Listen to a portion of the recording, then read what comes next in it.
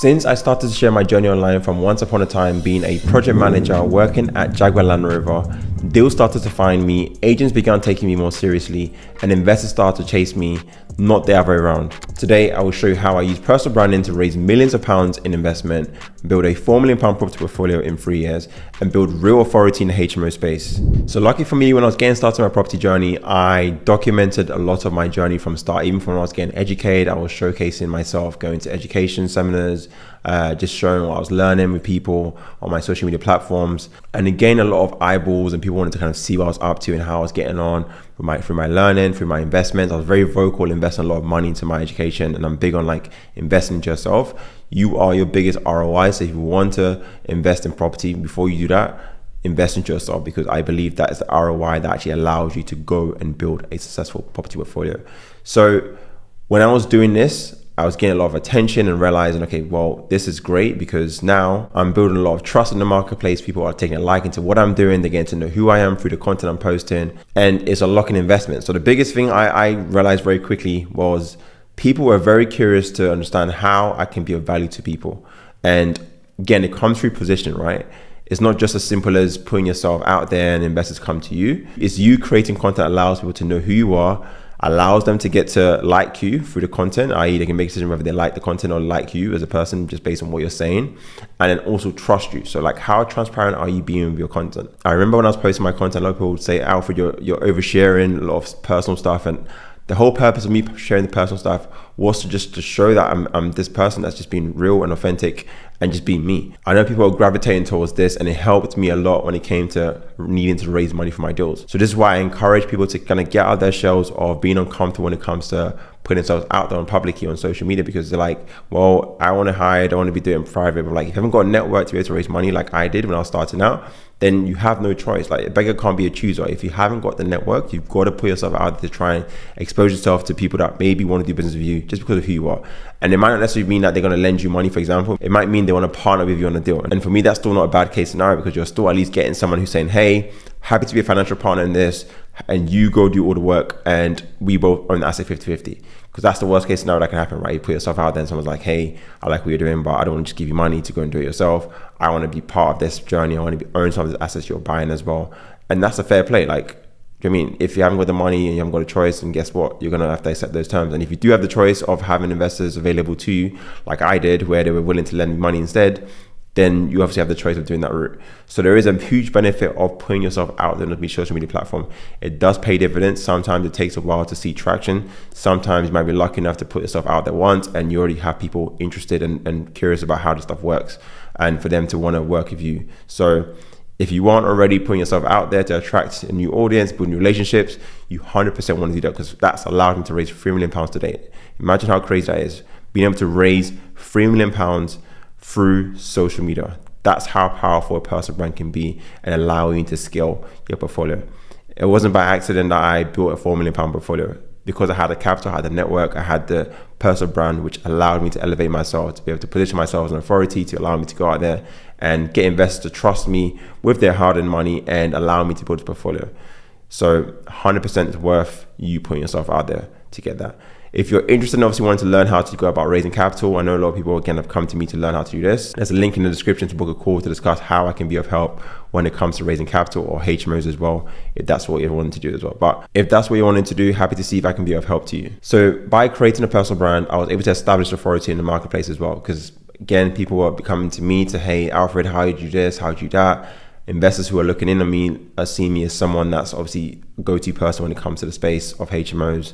And people are like, well, if this guy is a go-to guy, he's probably the person I'm willing to back financially to go on and invest in him and see how we work. Again, you want to put yourself out there to build that authority, to get people to see that you are worth the investment, because you are this authority person in the marketplace. So key element here is getting yourself to be seen as the expert through, again, I was big on document all my journey in terms of from buying the property to renovating the property, to hurdles and trials, tribulations that I had when I was buying my properties, investors pulling out, all this stuff that allowed people to buy into me and also show that I was able to overcome problems.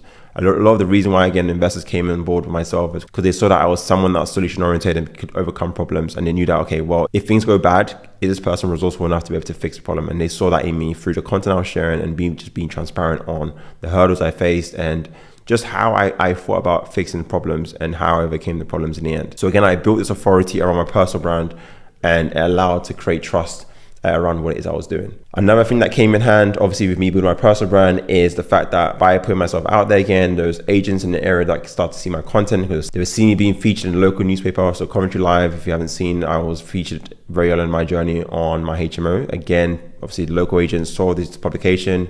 Guess what? They started to bring me deals. So rather than me trying to look on deals in the marketplace, I was starting to get access to off-market deals.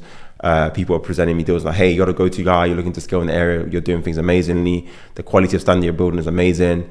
And this is all just because I showcased what I was doing, like nothing crazy. Like I just had a camera behind me, following me around, showcasing what I was up to, how I was developing, how I was getting on my investment journey. And it got picked up by the newspapers, got picked up by the agents. And in turn, they were starting to bring me properties that I had to pick off. Like I could say no, I said yes. I literally was like, Mark, hey, I need this type of property. And guess what? He'd find me the property. Again, he knew because I can complete on the purchase. So again, the agents had trust in the fact that, well, I've done a few deals in the area, so I'm a credible buyer. I can go in there and deliver on these projects if they present something that's to my liking.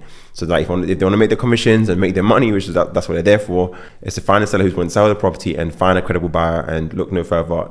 I am the credible buyer. So guess what? They were showcasing these deals to me. So you want to build a personal brand so you can attract these deal flows, which are off market and allow you to stand apart from everybody else in the marketplace as well. Another benefit for building a personal brand is I was able to leverage my personal brand to be able to get me favorable rates. So when it came to building works, for example, my builders took me more favorable because they knew I had a network, I had exposure to our people who could potentially do business with them. So like, well, if you could bring more business to us, for example, again, we could look after you and get more favorable terms. So my build costs were done at favorable rates because I had a personal brand, which allowed me to bring them more customers.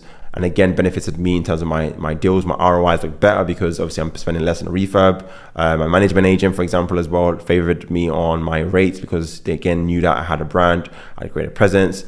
All this stuff, winning awards publicly, like all these things just made them want to literally just do business with me in essence. Like everyone wanted to do business with Alfred because I've won awards, I'm featured on news articles, I'm doing well, I'm documenting my journey. And again, the come up story is real. I've literally documented from me being a project manager, working at Jaguar Land Rover, to losing my job, to becoming full-time in property and making it work. Like going all in on myself, investing thousands of pounds, tens of thousands of pounds into myself to get to the point where I've had this portfolio that I've built.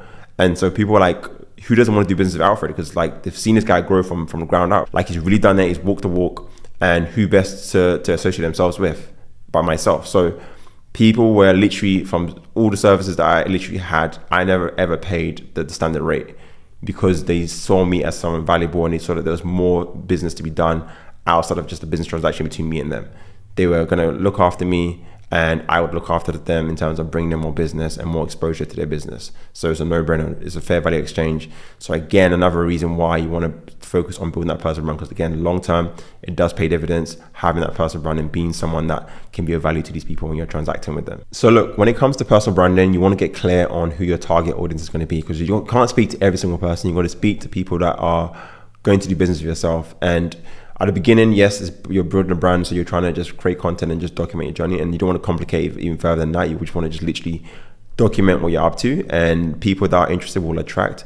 Obviously, you're going to get people that are wanting to learn what you're doing, or you're going to get people that are maybe interested in investing in yourself, or you might get agents that want to provide you deals because they're seeing you in the marketplace and being active and seeing that you want to scale, and so they're going to provide you and try and give you as much deals as possible. So these are things that you want to get in place. In terms of like social media platforms and stuff, where to start with, you don't want to again try and do all the social media platforms. It's very, very hard to keep up all the social media platforms to start with. You want to start with one which you think has the strongest audience to start with, where you think your audience may exist. It might be Instagram. For me, it was Instagram and YouTube. Those are the two platforms I started with. A bit of Facebook, but I wasn't really heavy on Facebook. So I just stuck to Instagram and using YouTube again as kind of where I posted my content and stuff. So these were the social media platforms I was gravitating to start with.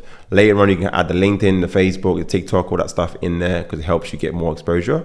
But just to manage it to start off with, just find the one platform you're good at and double down on that platform. Get yourself a name, a brand, built on there, and then look to expand moving forward from there. And in terms of like scheduling content, don't worry about trying to get too many content out. Like even starting off with once a week will be good enough. On our Instagram, for Instagram, even just creating stories daily of what you're getting up to, good and bad, whether it's learning, whether it's viewing properties, whether it's speaking to an investor on a phone call, anything that's around what it is you're doing, even your general lifestyle as well, because you want to kind of humanize who you are, right? It's just you have a life outside of property, and you probably work a job, you go to the gym, you travel. These are all things people want to kind of understand about you and want to know who you are as an individual. So these are all make up your brand. It's not just about property. So I know some people want to maybe make a property page and talk about property only, but that's not real. Personal brand, it encompasses like everything you do as a person. Who are you as a person? What do you stand for? This is what a personal brand is. So you want to show the 360 of you and just not the property element, because that just tells part of the story, and it doesn't humanize you and make you potentially investable. So again, keep that in mind when creating this content, and not just to lead with the property angle thinking that's all you're there to do. No, it's a personal brand.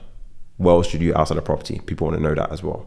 So be transparent, be open, and you will attract investors, and you'll build an investor database, and you'll be surprised how impactful your personal brand will be to enabling you to be able to scale a portfolio like I did, to building a £4 million portfolio within 3 years.